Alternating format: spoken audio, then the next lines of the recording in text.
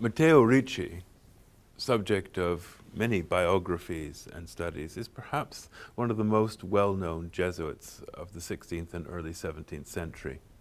Born in Italy in 1552, he died in 1610, having spent the last 30 years of his life in China. What we see here in this image of Ricci is him dressed in the robes of a Confucian scholar, the image of the Virgin and Child above him, scientific implements, a musical instrument, and books of learning in the background. All of these speak to the life of Matteo Ricci, who was truly one of the great scholars of the 16th century. He was born, as I say, in humble background, was inspired by the stories of the Jesuit missions in Asia, and joined the order. His great hope was to go to Asia, and he went first to Goa and then to Macau. But as we know, Francis Xavier, who had wanted to go to China, had not been able to. And when he had died, his body was taken back to Goa.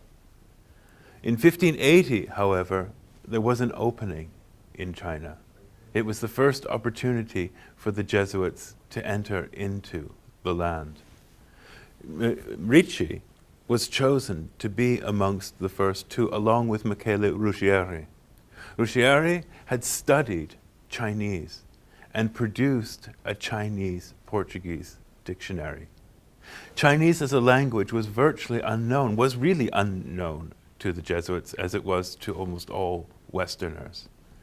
And they knew that if there was to be any opportunity of entering into this vast land, they would have to learn the language. Ruggieri and Ricci entered into Chinese lands dressed as Buddhist monks. They shaved their heads.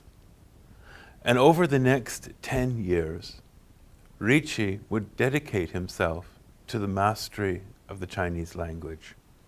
He was an extraordinarily talented linguist, as would be demonstrated in his later years.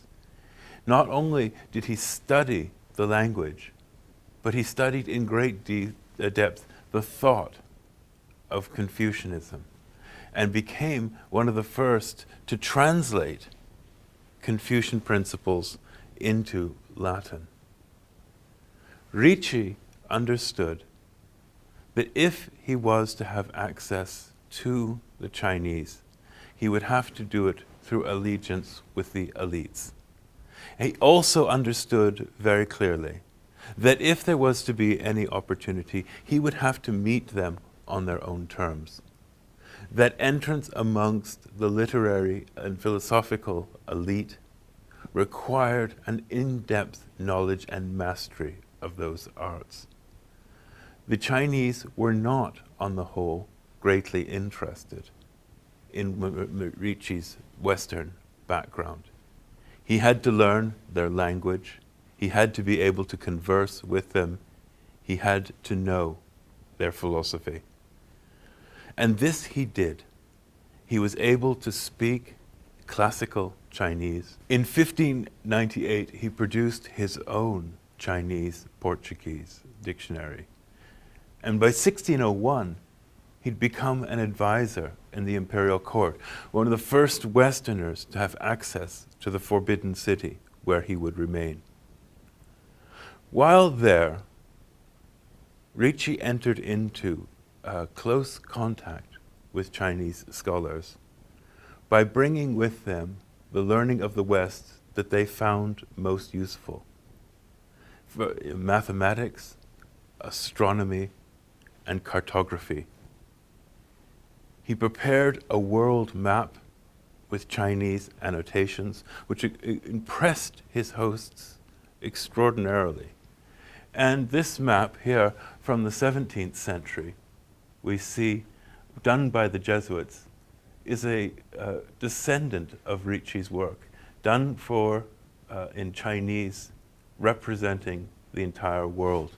The art of cartography alongside mathematics, was something the Chinese believed that they could learn from Ricci. This point of contact with the elite through learning made possible his ultimate concern, which was conversion. Ricci sought the conversion of the Confucian elite, but he knew to do this, he had to explain Christianity in ways that would be comprehensible. And herein lay something of the problem. In order to make Christianity comprehensible to the Chinese scholars, he had to emphasize its ethical qualities.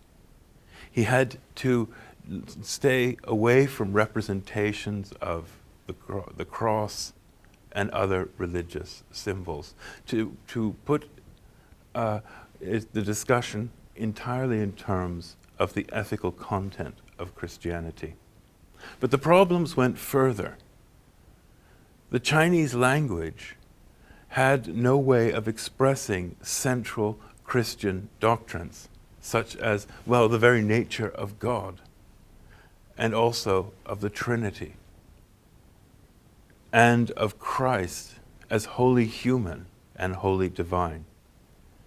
Ricci, the great linguist, sought to translate these aspects of Christian doctrine into Chinese, but they could only be approximations.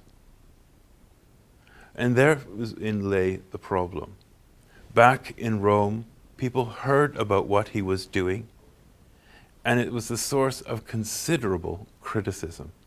There was a sense that these Jesuit missionaries in China were watering down the faith, were teaching something that bordered on heresy in order to reach their Chinese hosts.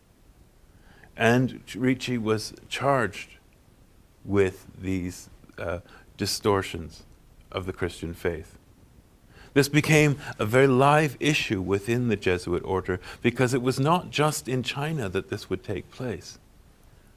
How do you translate Western Latinate ideas of religion into cultures that have no vocabulary for it? Not because they're less developed, but because their own religions and philosophies are entirely different.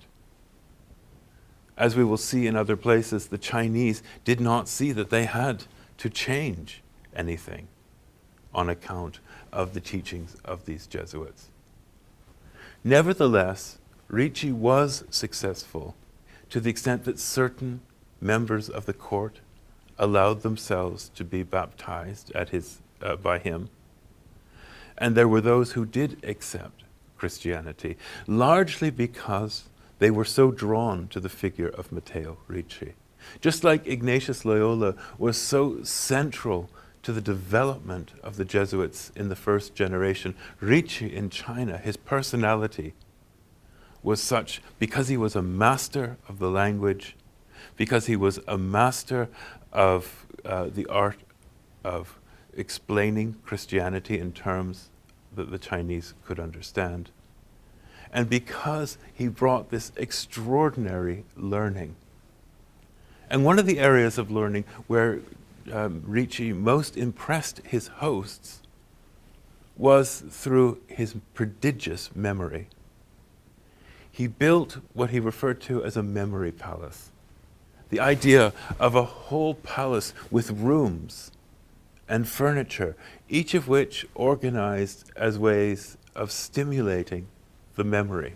It wasn't an original idea, but Ricci was a master of it. And memory was something that was much admired.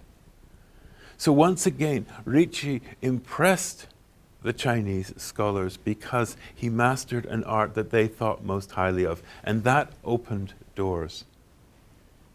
He worked as an advisor in the imperial court, and he died there in 1610, much honored by his Chinese hosts and friends. Matteo Ricci is in some ways a singular story of an extraordinary individual. Nevertheless, there's much we can learn from it.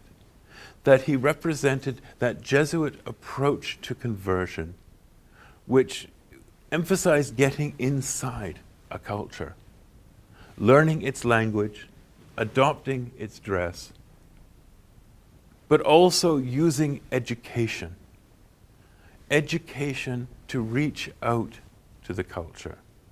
That education included astronomy and music and mathematics, cartography, literature. These opened doors to the bringing of Christianity. And no one more than Ricci understood that. But it would become increasingly the Jesuit pattern of reaching out to the elites, winning over the elites so that one then had access to the broader population. Matteo Ricci, to this day honored in China, was one of the extraordinary figures of Jesuit missions in the 16th and 17th century. The breadth of his learning, the depth of his faith and commitment to taking the faith to the ends of the earth, his ability to engage the most sophisticated culture of its time, make his story one of the greatest of the age, and his memoirs inspired many others to join the order.